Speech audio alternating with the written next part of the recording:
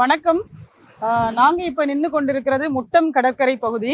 இந்த கடற்கரை கடலோர கவிதைகள் திரைப்படம் மூலமாக நான் பிறக்கிறதுக்கு முன்னாடியே தமிழ்நாடு முழுவதும் புகழ்பெற்ற ஒரு கடற்கரை. இங்கு மத்திய அரசின் ஸ்வச் பாரத் திட்டம் மற்றும் திடக்கழிவு மேலாண்மை, மாநில அரசின் திடக்கழிவு மேலாண்மை திட்டத்தின் மூலமாக குப்பைகளை மக்களிடமிருந்து வாங்கி இந்த கடற்கரையில் பாருங்க 10 மீட்டருக்குள்ளாகவே இவ்வளவு மலை போல குவித்து வச்சிருக்காங்க. இது ஒரு மிகப்பெரிய சுகாதார சீர்கேடு அப்படிங்கிறதுதான் உண்மை. பொதுவாக என்ன செய்யணும்னா, இந்த திட்டத்தில் குப்பைகளை வாங்கி தரம் பிரித்து குப்பைகளை அப்புறப்படுத்தணும், அழிக்கணும், மக்கும் குப்பைகளை உரமாக தயாரிக்கணும். ஆனால் அப்படி செய்யாமல் மலை போல இந்த கடற்கரை பகுதியில் இப்படி குப்பைகளை கொட்டி வச்சிருக்காங்க. நாங்கள் அடிக்கடி நாம் தமிழர் கட்சி பிள்ளைகள் சொல்றது என்னன்னா, இந்த பிரின்ஸ் எம்எல்ஏ அவர்கள் 15 ஆண்டுகளாக குளச்சல் சட்டமன்ற தொகுதியிலே மக்களுக்கு நன்மை செய்வார் என்று மக்கள் தேர்ந்தெடுத்து வைத்திருக்கும் பொழுது அவர் குப்பை மேடாக இந்த குளச்சல் தொகுதியை மாற்றி கொண்டிருக்கிறார். சுகாதாரத்துக்காக அவர் எந்த முன்னெடுப்பும் எடுக்கவில்லை அப்படின்னு நாங்கள் சொல்கிறோம்.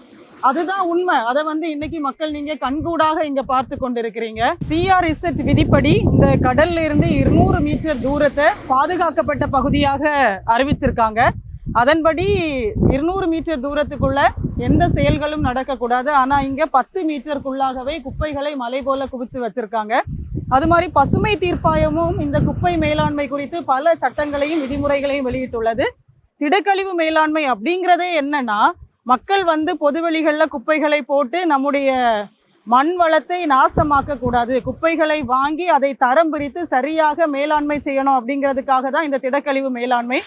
ஆனால் இங்கே இந்த முட்டம் பகுதியில் மட்டும் இல்லை, குறிப்பாக தமிழ்நாடு முழுவதுமே திடக்கழிவு மேலாண்மை இப்படி தான் நடக்குது. என்ன செய்கிறாங்கன்னா, நீர்நிலைகளுக்கு பக்கத்தில் குப்பைகளை கொட்டுறது, பொதுவெளிகளில் போட்டு மக்காத குப்பைகள், பிளாஸ்டிக் குப்பைகளை எரிக்கிறது, இப்படி மிகவும் சீர்கேடாக தான் இந்த திடக்கழிவு மேலாண்மை நடந்து கொண்டிருக்குது.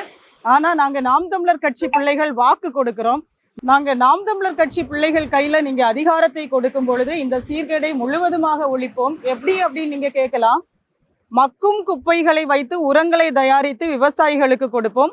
முடிந்த வரையும் ஒரு முறை பயன்படுத்தக்கூடிய நெகிழிகளை தடை செய்வோம். மற்ற குப்பைகளை, மக்காத குப்பைகளை தரம் பிரித்து தார் சாலை அமைப்பதற்கும் சிமெண்ட் ஃபேக்டரிக்கும் கொடுத்து முழுவதுமாக இந்த குப்பை மேலாண்மையை சரியாக கையாண்டு மண் வளத்தை பாதுகாப்போம் அப்படிங்கிற உறுதியை நாம் தமிழர் பிள்ளைகள் உங்களுக்கு கொடுக்கிறோம்.